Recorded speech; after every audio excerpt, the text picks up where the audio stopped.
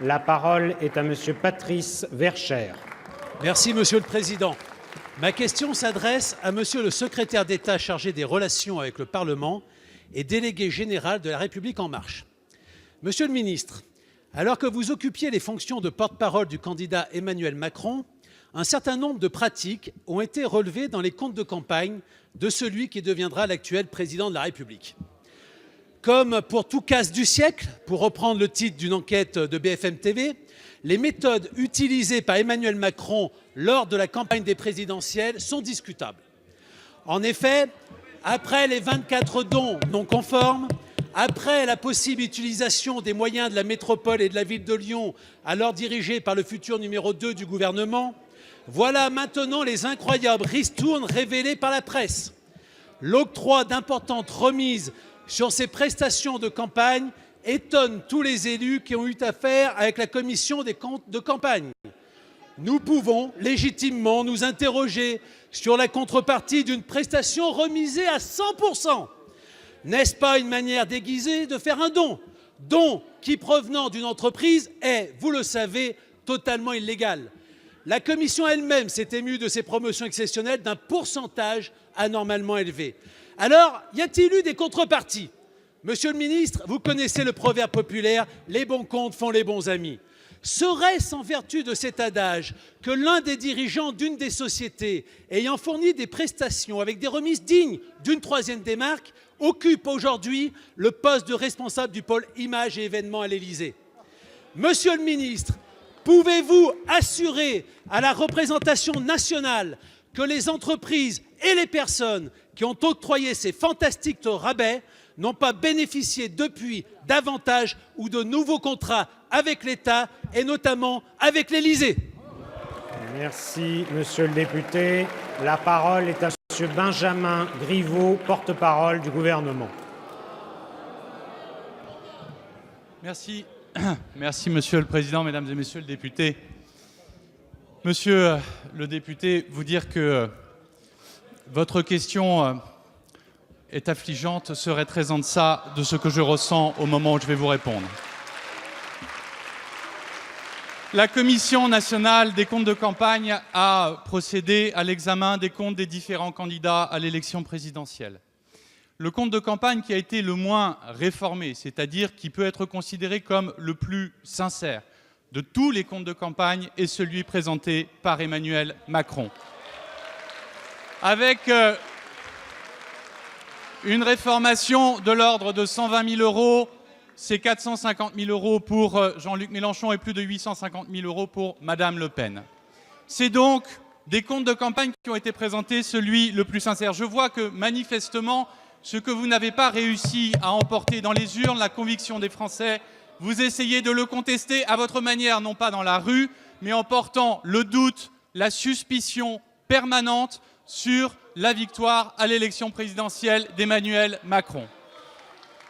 Il est vrai que vous avez été à bonne école et que les comptes de campagne n'ont pas toujours été de votre côté chez les Républicains. Vous dire que nous avons effectivement eu des prix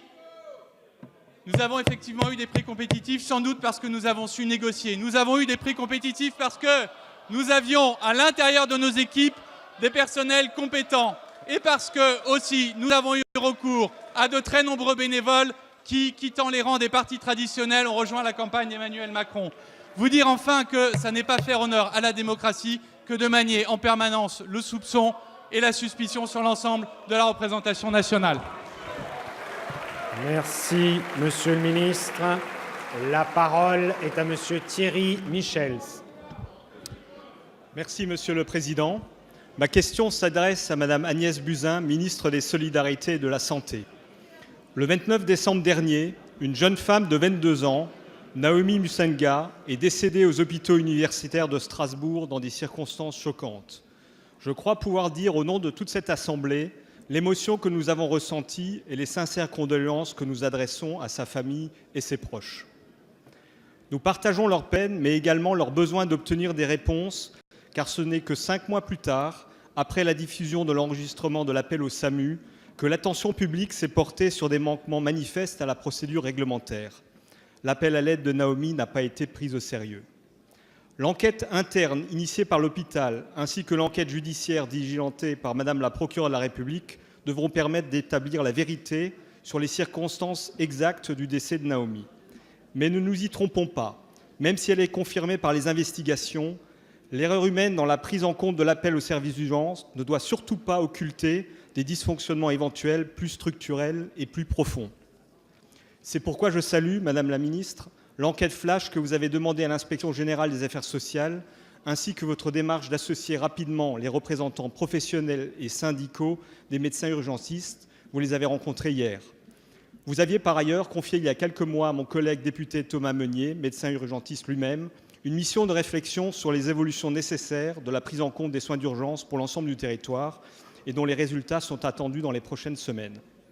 En effet, tant pour les patients que pour les personnels des services d'urgence et de santé qui œuvrent à leur service sans relâche avec beaucoup d'engagement, nous nous devons d'améliorer sans relâche les dispositifs mis en œuvre.